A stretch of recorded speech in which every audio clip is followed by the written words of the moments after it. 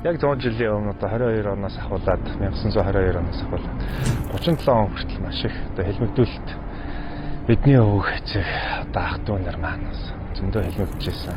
Монголын удирдагч нарыгаа бас тэрүүгээр алдчихсан. Тэгээ энэ одоо харамсалтай үйл явдлыг бид бүхэн зээш мартаж болохгүй гэдгийг одоо бүгдэнд нь бас сануулж би өөрөө ч бас санаж одоо өнөөдөр энд игээ сууж ярьцлага өгч байна.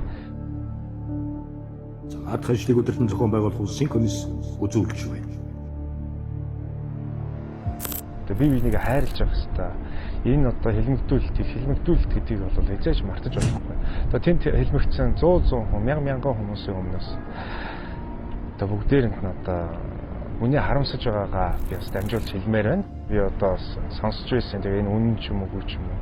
Гэхдээ үнний ортой авах гэж боддгийг юу гэхээр тухайн үед бол ингээл одоо хэлмэгдүүлэлтэнд өдөрт хэдэн хүн гэж норм биелүүлдэг л байсан юм шиг байгаа юм л та. Тэгээд норм биелээгүй үед тэгэл лоторт явж байсан ч гэдэм одоо хоньныхоо бэлчээр дээр явж байсан залуу хүүхдүүдийг хүртэл одоо тэнд буудаж одоо тэр тоондоо бөглөж исэн гэж харамсалтай юм сонсч байсан. Тэгээд энэ их муухай одоо хэлмэгдүүлэлт гэдэг энэ зүйл эзэж үтэй байгаасаа да энэ дэлхийн их амгалан байгаасаа л гэж одоо бодож байна. Тэгээд надад нэг шүлэг хэлмээр санагдаж байна.